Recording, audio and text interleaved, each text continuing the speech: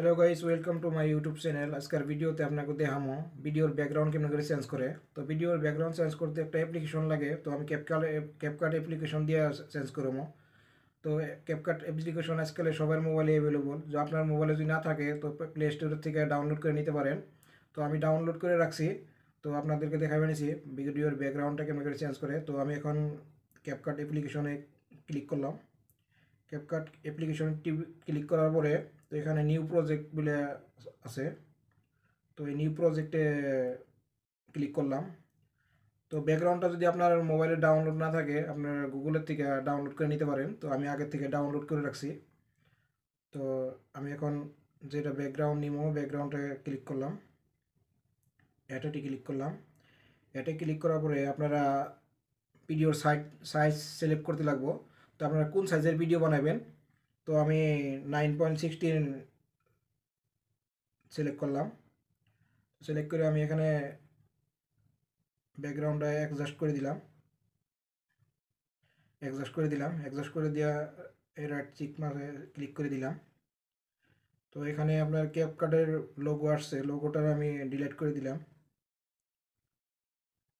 ব্যাকগ্রাউন্ডটা একটু সাইজটা লম্বা করে দিলাম,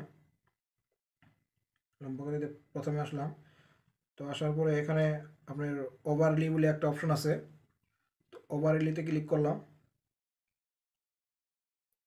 এখানে অ্যাড ওভারলি আছে, অ্যাড ওভারলি ক্লিক করলাম। তো এখন আপনার কোন ভিডিওর ব্যাকগ্রাউন্ড চেঞ্জ করবেন, তো ভিডিওটা সিলেক্ট করতে লাগবো।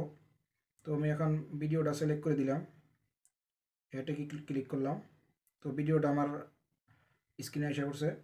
তো ভিডিওটা একটু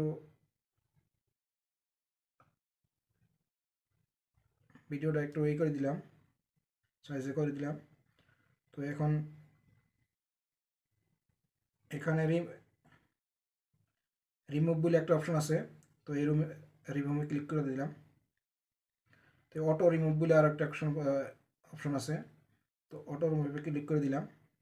তো আমার ভিডিওটা ইতিমধ্যে ব্যাকগ্রাউন্ড হইতেছে, ব্যাকগ্রাউন্ড রিমুভ হইতেছে।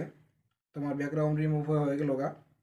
হওয়ার পরে আপনার প্লে করে দেখতেছি আমি যে রিমুভ পুরোপুরি হয়েছে কি হয় নাই। তো দেখতে থাকেন আমার স্ক্রিনটা।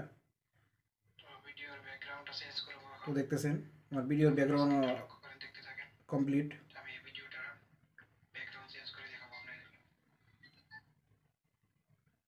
তো আমার ভিডিওর ব্যাকগ্রাউন্ডটা পুরোপুরি হয়েছে, রিমুভ হয়ে গেছে। তো দেখতেছেন আমার ভিডিওতে একটা সাউন্ড আছে, সাউন্ডটা আমি এখন সাউন্ড অফ করে দিব। সাউন্ড বলে একটা অপশন আছে, অপশনটা জিরো করে দিবেন। তো জিরো করে দিলাম আমি, তখন আমার ভিডিওতে আর কোনো সাউন্ড নাই। তো দেখতেছেন এখন ভিডিওটা চলতেছে। তো এটা এখন সেভ করে গ্যালারিতে নেওয়ার জন্য উপরে যেটা চিহ্ন আছে এখানে ক্লিক করবেন। ক্লিক করার পরে এখানে এক্সপোর্ট হয়ে গেল, এক্সপোর্ট হয়ে এটা আপনার ওখানে গ্যালারিতে চলে গেল। তো ভিডিওটা যদি ভালো লাগে লাইক করবেন, শেয়ার করবেন। ফেসবুকে যদি দেখেন পেজটা ফলো করেন, ইউটিউবে দেখলে চ্যানেলটা সাবস্ক্রাইব করেন।